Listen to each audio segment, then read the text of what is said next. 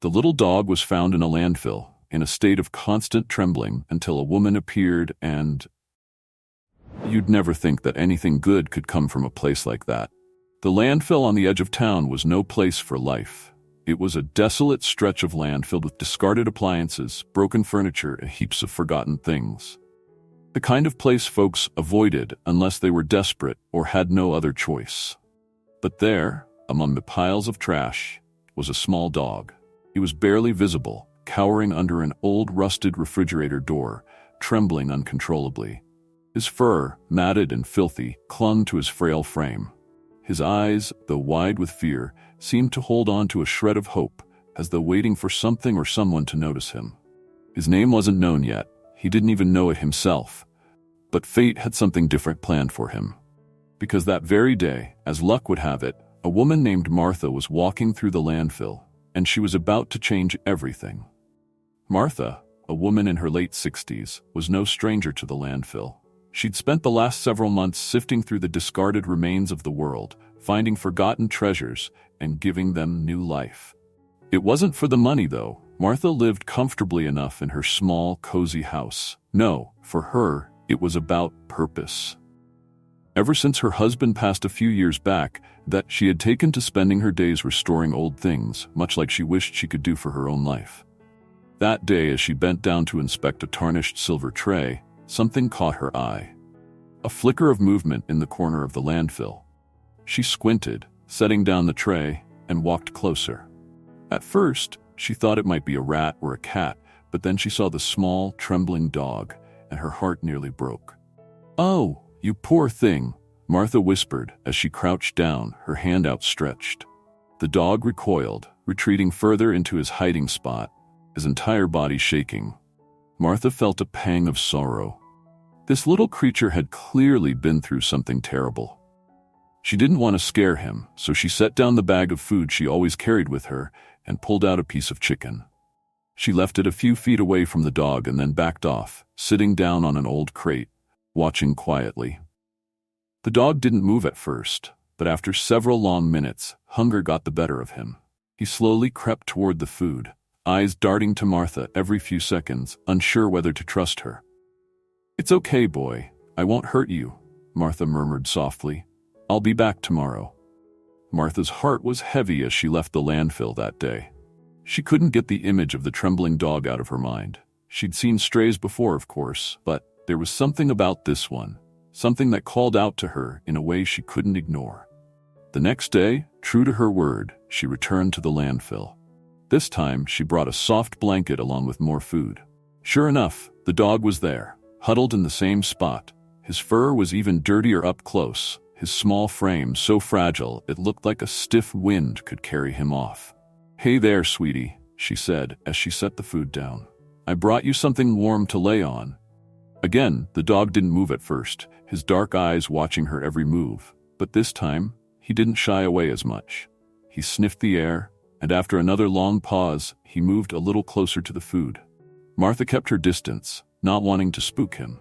"Good boy," she whispered, though she still didn't know if he was a boy or a girl. He had no collar, no tags, just a deep well of fear that Martha knew wouldn't be healed overnight. But she wasn't in any hurry. Days turned into weeks, and each day Martha returned to the landfill, bringing food, water, and more warmth for the little dog. Each time, the distance between them grew smaller. The dog, whom Martha had begun calling Lucky, slowly started to realize she wasn't a threat. He no longer cowered when she approached, but kept a cautious eye on her, always ready to bolt if she got too close. Still, Martha could tell he was beginning to trust her. Little by little, his trembling subsided ever so slightly, and sometimes when he thought she wasn't looking, he'd sniff the blanket she'd brought, almost as if he found some comfort in it. Martha knew better than to rush things. Trust had to be earned, and she was willing to take all the time in the world to help this little creature heal. She knew what it was like to carry around scars, even the invisible kind. One crisp morning, about a month after their first encounter, Martha arrived at the landfill with a special treat, a warm piece of ham, freshly cooked. She placed it down and, as usual, sat a few feet away, giving Lucky the space he needed. But today, something different happened. After he finished the ham, Lucky didn't retreat to his usual hiding spot. Instead, he stood still, watching Martha with cautious eyes. Then, slowly, very slowly, he took a few steps toward her. Martha held her breath, her heart pounding. She didn't dare move. Lucky inched closer, his nose twitching as he sniffed the air between them. Finally, after what felt like an eternity, he was close enough that Martha could see the uncertainty in his eyes. She whispered, "Good boy, Lucky. You're doing so good." And then, as if something inside him finally clicked, Lucky gently nudged his head forward, just enough to brush Martha's hand with his nose. Martha smiled, tears welling in her eyes. It was the smallest of gestures, but to her, it felt like the world. The breakthrough changed everything. Martha knew it was time to bring Lucky home. The landfill wasn't safe, and winter was approaching. He needed a warm bed, regular meals, and most of all, love. She came prepared that day, bringing a soft carrier and a little toy she thought Lucky might like. As usual, she sat with him, this time a bit closer, and after giving him his breakfast, she showed him the carrier. "It's just a little trip, Lucky. I promise it'll be okay." Lucky sniffed the carrier, curious but still cautious. Martha gently coaxed him inside with treats, her voice soothing and calm. Finally, after a bit of hesitation, Lucky climbed in, and Martha zipped it up. The ride home was quiet. Lucky trembled at first, but Martha's soft voice and the gentle hum of the car seemed to calm him. She glanced at him in the rearview mirror and smiled. He was coming home. Martha's house was warm and inviting, filled with the scent of fresh-baked bread and lavender. She had prepared a little corner for Lucky, complete with a plush bed, toys, and his own food and water bowls. When they arrived, Lucky was hesitant to leave the carrier. Martha didn't push him. She let him come out on his own terms. He sniffed around, cautious but curious. His tail stayed tucked, but his trembling had stopped for the moment. "Welcome home, Lucky," Martha said softly, sitting down on the couch to give him space. She didn't mind if he took his time. After all, this was the first time he'd been in a real home, and she wanted him to feel safe. That night, Lucky curled up on his new bed, eyes half open, watching Martha as she read quietly by the fire. There was something peaceful about the way she moved, the way she spoke. For the first time in a long time, Lucky felt a sense of calm. The first night in a new place is always the hardest. Lucky dozed off in his bed, but soon woke up, trembling again. His old fears still lingered in the back of his mind, and every little noise seemed to bring them rushing back. Martha, sensing his anxiety, got up from her chair and knelt beside him. She didn't try to pet him or pick him up, knowing it would only scare him more. Instead, she sat there with him, speaking in soothing tones, telling him stories of her own childhood, of the pets she'd loved, and the joy they brought her. Lucky didn't understand the words, but the sound of her voice calmed him. Eventually, he drifted back to sleep, and when he woke in the morning, the trembling had lessened. He wasn't completely sure of this new life yet, but there was something about Martha that made him want to trust again. In the weeks that followed, Martha and Lucky fell into a comfortable rhythm. Each morning, she would prepare his food and sit with her coffee while Lucky ate, his cautious glances growing fewer as the days passed. There was still a hesitancy about him, but it was starting to lift, like a fog slowly clearing after a long, hard storm. After breakfast, they'd take a short walk through the neighborhood. Martha was careful to avoid busy streets, choosing quiet paths where Lucky could hear the wind in the trees rather than the loud rumble of passing cars. At first, Lucky would freeze at every unfamiliar sound. A bird chirping, a car door slamming in the distance, but Martha would patiently wait, her hand resting gently on the leash, never pulling, never rushing. As the days turned into weeks, Lucky began to trust these walks more. He even started exploring a little, sniffing the grass, examining the bushes. Martha's heart warmed every time his tail gave a tentative wag. It was small, almost imperceptible at first, but it was there. A signal that hope was quietly returning to him. Martha made sure not to overwhelm him. She'd give him space, letting him come to her when he was ready, always patient. Each time he trotted over to her, nudging her hand for a gentle pat, it felt like a victory. Slowly, Lucky was becoming more than just a guest in her house. He was becoming family. Just when things seemed to be going smoothly, the first major setback hit. One evening, as Martha and Lucky were returning from their walk, A loud, sudden bang echoed through the neighborhood. A car backfired, the sound bouncing off the quiet streets like a gunshot. Lucky froze, his entire body stiffening with fear. Then, before Martha could react, he bolted. The leash slipped from her hand as Lucky darted down the street, his fear overtaking all the progress they had made. Martha called after him, panic rising in her chest, but Lucky was gone, his small figure disappearing into the evening shadows. Martha's heart raced as she ran after him, calling his name into the cold air. She couldn't bear the thought of losing him, not after everything they'd been through. She searched for hours, knocking on doors, asking neighbors if they'd seen him. Everyone in the small town knew Martha by now, and they joined in the search, walking through streets and alleyways, calling Lucky's name. Finally, after what felt like an eternity, Edna, Martha's friend from down the street, spotted him huddled behind a trash bin, his little body shaking violently. Martha rushed over, her heart breaking at the sight of him.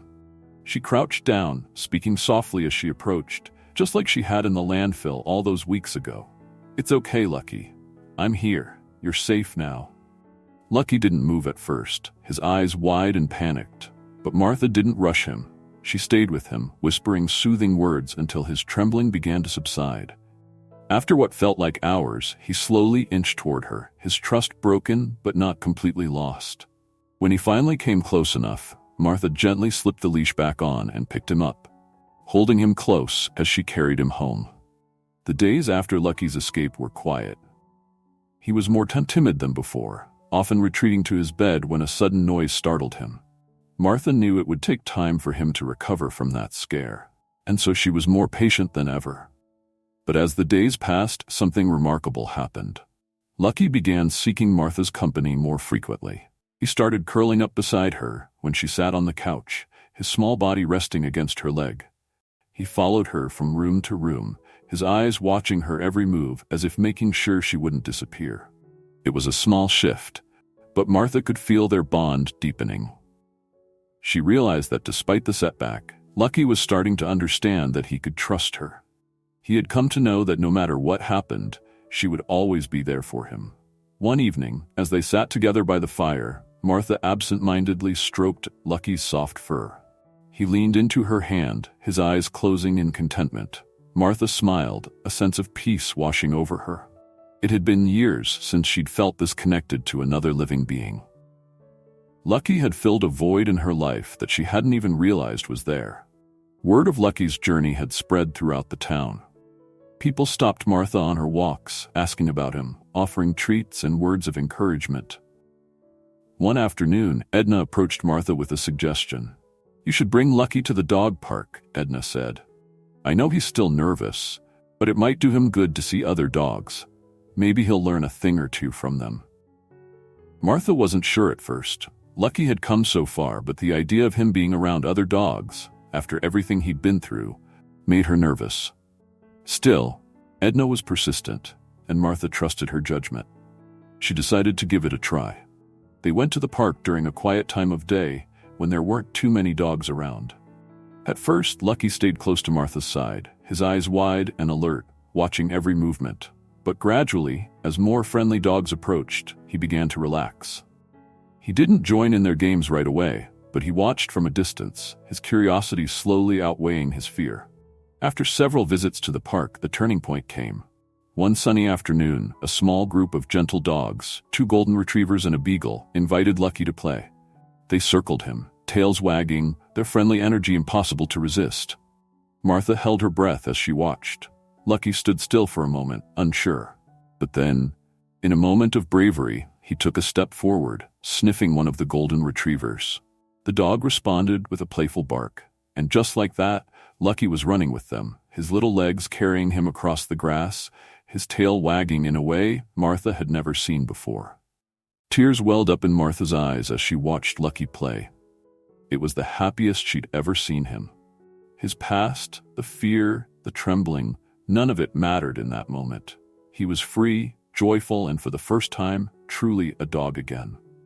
In the weeks that followed, Lucky blossomed. He played regularly with other dogs at the park, made friends with the neighbors, and even began sleeping through the night without any signs of his old fears.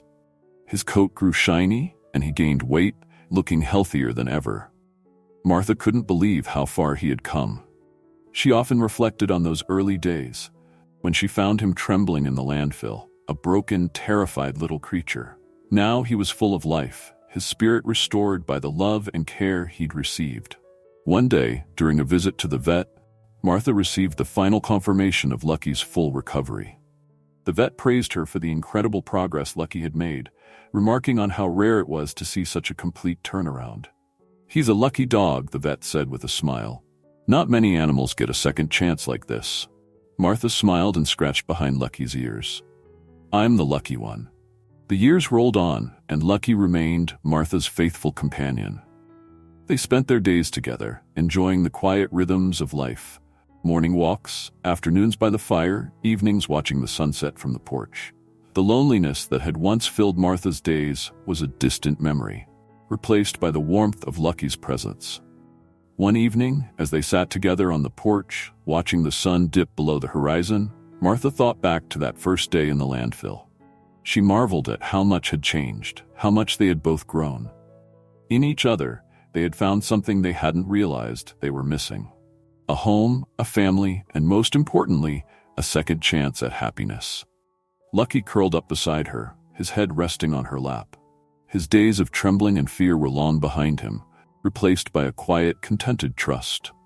Martha stroked his soft fur, a smile playing on her lips as she whispered, "You were always meant to find me, weren't you, Lucky?" And as the stars began to twinkle in the evening sky, Lucky let out a soft sigh, his tail wagging gently. He was home, and so was Martha. In that moment, everything felt right. They had both been through so much, but together they had found peace, and they would never be alone again. Thank you for watching today's video. If you found this video interesting, please like and subscribe to the channel to support us. Additionally, if you have any topics you would like us to cover, feel free to leave a comment in the comment section below the video. We look forward to hearing your thoughts. See you in the next videos.